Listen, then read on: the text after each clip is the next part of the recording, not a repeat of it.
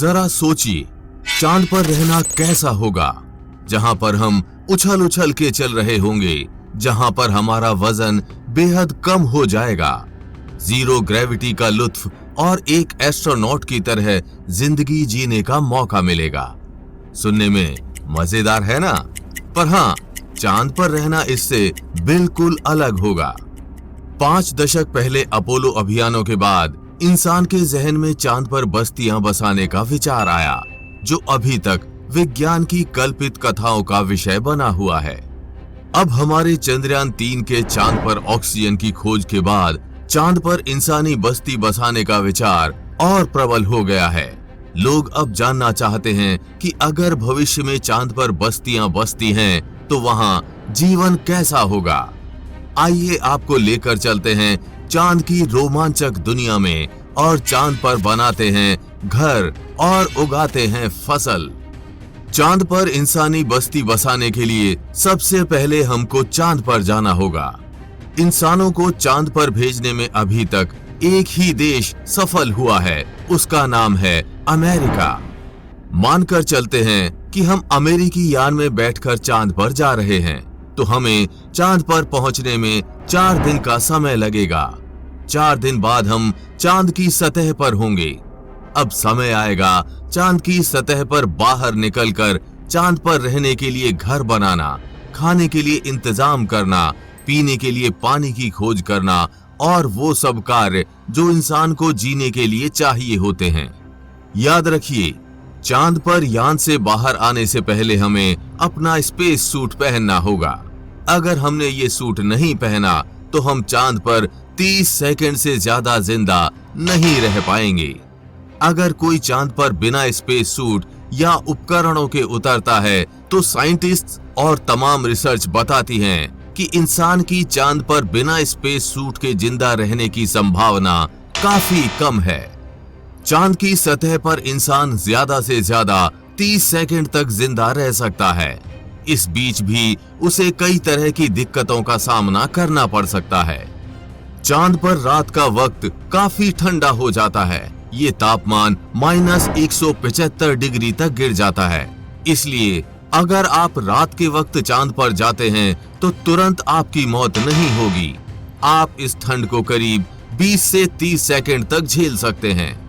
चांद पर बिना स्पेस सूट के जाने पर उल्का पिंडों से भी आपकी तुरंत मौत हो सकती है। चांद का गुरुत्वाकर्षण कम होने की वजह से इसके आसपास कोई भी वायुमंडल मौजूद नहीं है। वायुमंडल की नामौजूदगी वहां पर रहने वालों के लिए उल्का पिंड जैसे खतरे का डर लगातार बना रहता है। यानी आप चांद पर खड़े हैं और पता नहीं कब एक बड़ा पत्थर आसमान से उड़कर आएगा और आपकी मौत वहीं पर हो जाएगी। यही वजह है चांद पर बड़े बड़े गड्ढों की। पृथ्वी से देखने पर जो चांद पर काले धब्बे दिखाई देते हैं, असल में वे धब्बे नहीं, गड्ढे हैं। जहां पर सूर्य की रोशनी नहीं पहुंच पाने की वजह से वो धब्बे नजर आते हैं।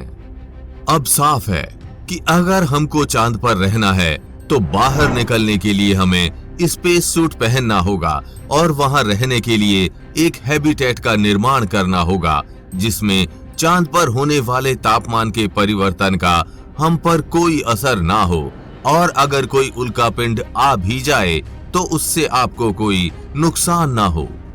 अब आप में से कुछ लोग सोच रहे होंगे, ये हैबिटेट क्या होता है? तो उसका जवाब है चांद का घर।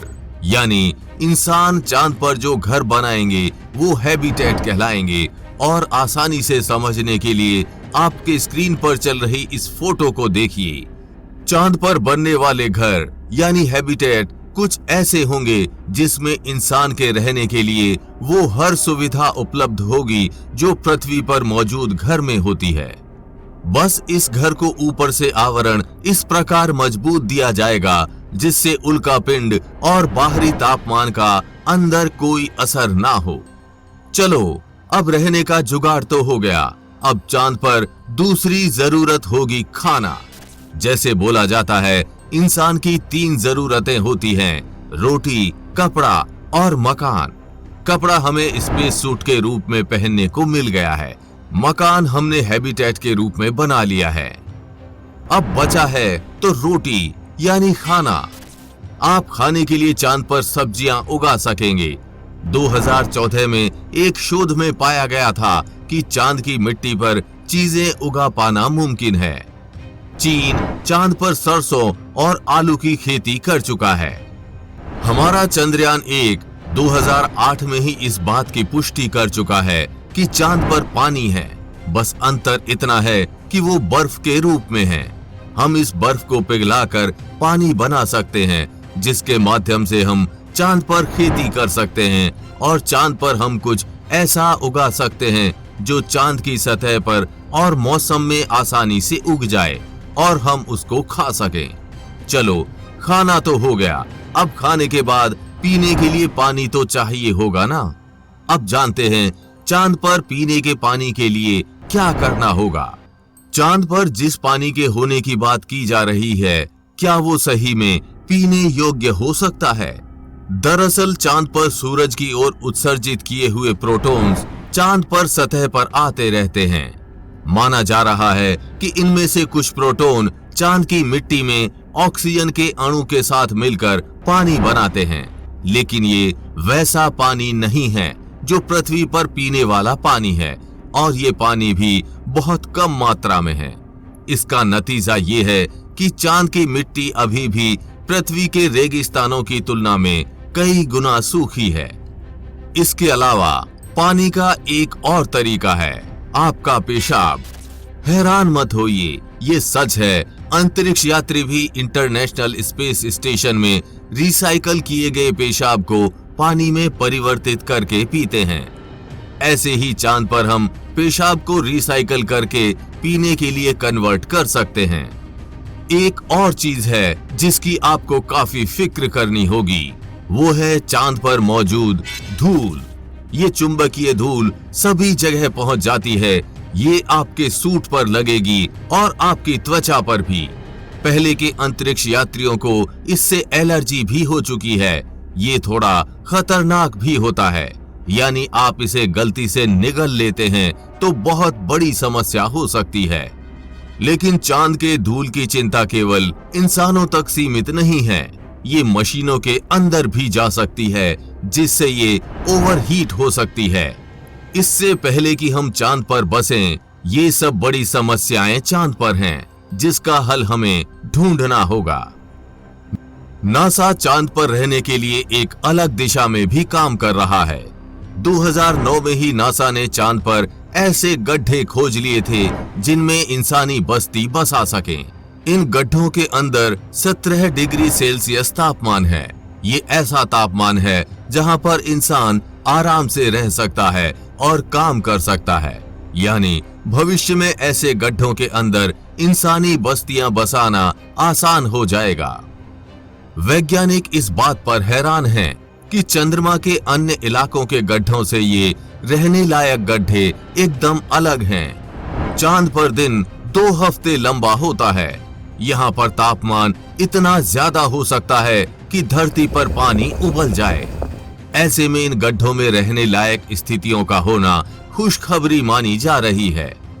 अब तो हमारा चंद्रयान 3 भी इस बात की पुष्टि कर चुका है कि चांद पर जमीन के 3 इंच अंदर तापमान -10 डिग्री और जमीन के ऊपर तापमान काफी गर्म यानी 50 से 60 डिग्री के बीच होता है।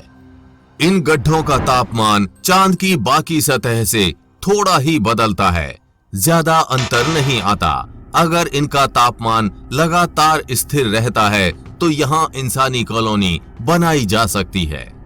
अगर इनके जाने का रास्ता मिले तो इनके अंदर एस्ट्रोनॉट्स अपने रहने की जगह का निर्माण कर सकते हैं, क्योंकि यहाँ पर सोलर रेडिएशन, घटते बढ़ते तापमान और छोटे उल्कापिंडों के टकराने का डर नहीं रहता।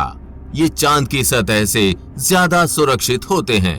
चांद पर हो सकता है इंसानों को इन पिट्स जैसे गुफाओं में रहना पड़े। इसमें कोई बुराई भी नहीं है, क्योंकि इंसानों के पूर्वज गुफाओं में ही रहते थे। अगर सब कुछ सही रहता है तो अगले कुछ वर्षों में इंसान चांद की सतह पर लौटेंगे, वहां अपनी कॉलोनीज बनाएंगे। ये लूनर पिट्स उनकी सुरक्षित कॉलोनी बनाने का सपना पूरा करने में मदद कर सकते हैं। अगर भविष्य में कभी चांद पर इंसानी बस्ती बनती है तो क्या आप चांद पर जाकर रहना चाहेंगे या नहीं? नीचे कमेंट बॉक्स में अपनी राय बताना ना भूलें। इस वीडियो को अपने दोस्तों और रिश्तेदारों में शेयर कीजिए। आगे भी ऐसी इंफॉर्मेटिव वीडियोस लगातार आती रहेंगी, इसलिए अभी चैनल को सब्सक्राइब करके बेल नोटिफिकेशन ऑन जरूर कर लें। वीडियो को लाइक शेयर करना ना भूलें। जल्द मिलेंगे ऐसी ही इंफॉर्मेटिव वीडियोस के साथ और आपको कुछ अच्छा सिखाएंगे। तब तक के लिए जय हिंद, जय भारत।